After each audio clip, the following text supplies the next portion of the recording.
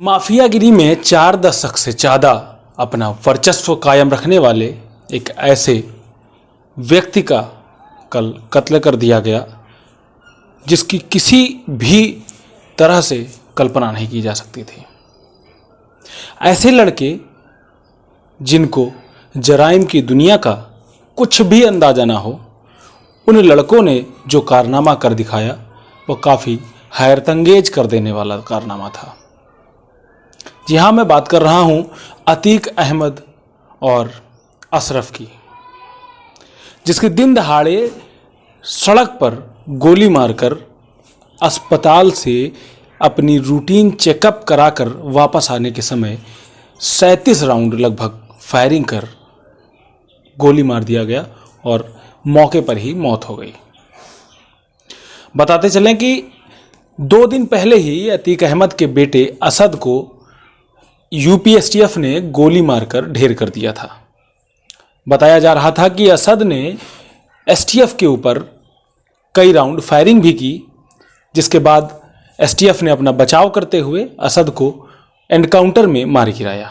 असद का एनकाउंटर झांसी में हुआ था। कुछ तार ऐसे भी जुड़ रहे हैं जो संदेह की स्थिति को खड़ा कर रहे हैं। असद अब्बास के मरने के बाद से एसटीएफ ने जब लगातार अतीक अहमद से अपनी पूछताछ को जारी रखा और उससे पूछा गया कि असद अब्बास की मौत की सूचना क्या उसको है, जिस पर उसका जवाब था हाँ है, और एसटीएफ के उन अधिकारियों को नहीं छोड़ूंगा जिसने हमारे बेटे की जान ली है। और मूंछों पर ताव देकर अतीक अहमद का वो रुआब कहीं ना कहीं देखा जा सकता था।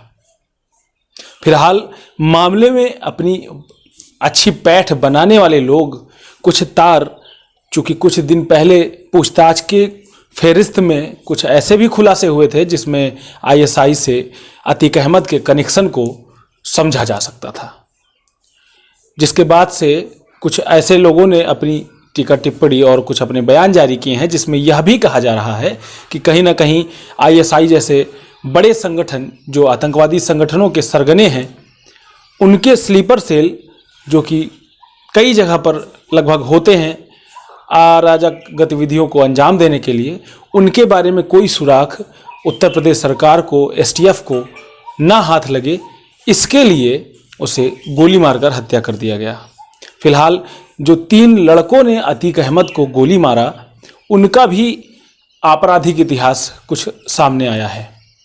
लवलेश तिवारी बांदा से उसके पिता ने अपना संपर्क तोड़ देने की बात कही है। मीडिया से बातचीत करते समय उन्होंने बताया कि लवलेश तिवारी को उन्होंने काफ़ी दिनों से घर से हटा दिया है। लगभग 1 हफ्ते पहले भी उसके घर आकर वह वापस जा चुका था। यही हाल कासगंज से पकड़े हुए अपराधी का भी था और यही हाल सनी सिंह जो कि हमीरपुर का रहने वाला था, उसके भी घर वालों ने उससे अपने आप को अलग बताया है। फिलहाल ये तीनों आपराधिक रिकॉर्ड के साथ पहले भी कई वारदातों को अंजाम दे चुके थे, जिसके बाद पुलिसिया पूछताछ के दौरान भी इन्होंने कुछ ऐसा बताया जिससे यह समझ में आ रहा था कि कहीं ना कहीं एक अपराधी को मारकर, और अपराधी ही नहीं एक बड़े अपराधी को मारकर कहीं ना कहीं जो वर्चस्व की दुनिया है, माफियागिरी का जो एक जराइम की दुनिया कहा जा सकता है, उसमें अपना दबदबा कायम करने के लिए इन लड़कों ने वारदात को अंजाम दे दिया। अब यह बचपना कहा जाएगा या फिर जराइम की दुनिया का एक ऐसा हथकंडा जिसके ये लड़के मोहरे बनाए जा चुके हैं।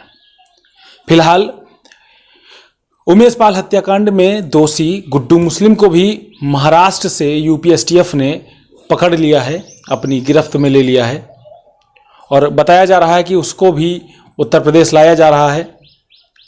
अतीक अहमद की पत्नी शाइस्ता परवीन, जिन पर 50,000 रुपये का इनाम घोषित है और पुलिस कई दिनों से लगातार पकड़ने की कोशिश कर रही है, वह भी अभी फरार चल रही हैं।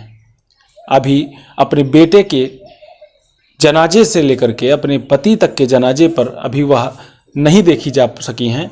कुछ ऐसी महिलाओं की आवाजाही बढ़ी थी जिसमें बुर्का पहने वो महिलाएं दिखी थी जिन्होंने अपनी पहचान को गुप्त रखा था और अपनी पहचान बताने पर रोना धोना शुरू कर दिया था।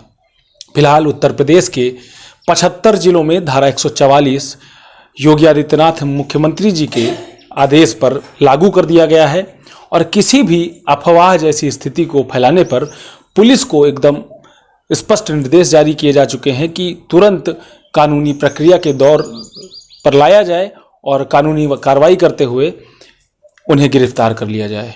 चूँकि माननीय मुख्यमंत्री का स्पष्ट आदेश है कि कानून के साथ खिलवाड़ करने पर किसी को भी बख्शा नहीं जाएगा।